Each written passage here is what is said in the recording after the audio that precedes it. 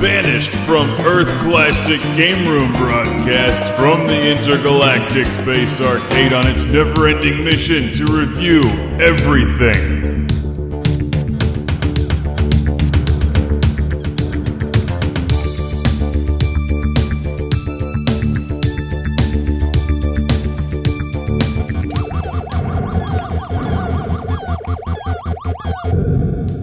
Welcome to Classic Game Room, where I'm reviewing the Asteroids arcade machine that lives at the Intergalactic Space Arcade, a game that's so old school it doesn't even have a joystick or color screen. It's Asteroids from 1979. One of my favorite games, even though I'm terrible at it. Love Asteroids.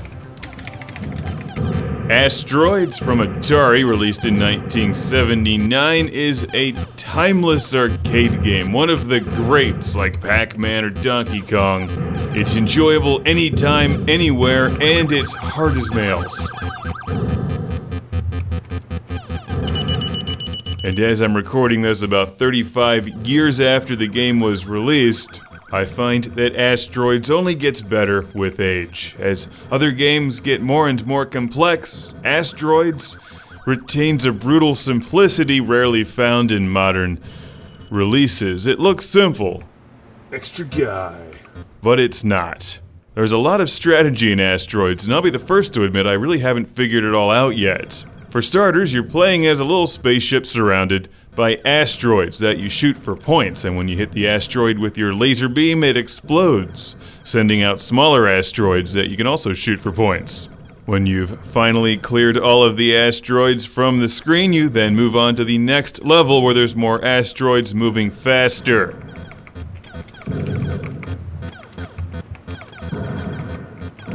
But it's not really the asteroids you have to worry about, it's the UFOs. They'll come out after a while and shoot at you, just to hurry the game along. And remember, back in the day, it wasn't about how many hours of repetitive gameplay a game had, it was about how quickly they could kick you off the machine and earn another quarter. Asteroids is a hard game. Fortunately, I have this one set to free play, and I think it's a great-looking arcade machine. I love the bright, colorful Atari artwork from the era, and no self-respecting arcade can exist without Asteroids. Come on.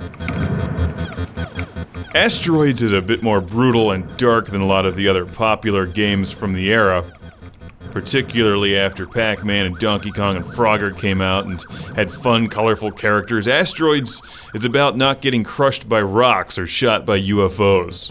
It has a black and white screen, but you know, whenever my friends come over and visit the Intergalactic Space Arcade, this is the game they compliment the most because everybody loves that screen. That glowing, old-school, Vectrex-style vector graphics black and white screen. You just don't get that anymore. There's just nothing else like it. And of course the music is nice too. Jaws, anyone?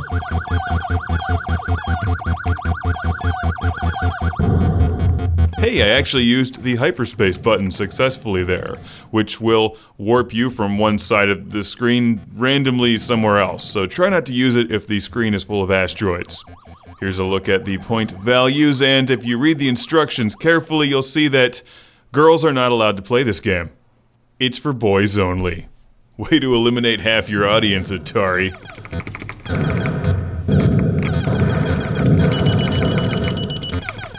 Asteroids comes from the era when games would break you. It only ends when you fail. No matter how well you do, you still lose. But unless you're really having an off day, it's a rewarding game because you don't play for 8 hours just to get some stupid ending that leads to a sequel. You play short, fast, intense games to get a high score. Hopefully.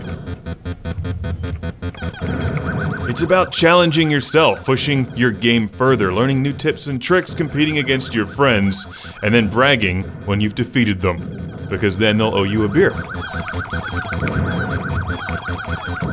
Over the years, Asteroids has been released on just about everything. It's a visually simple game, so it made a nice game for old-school game consoles like the Atari 2600.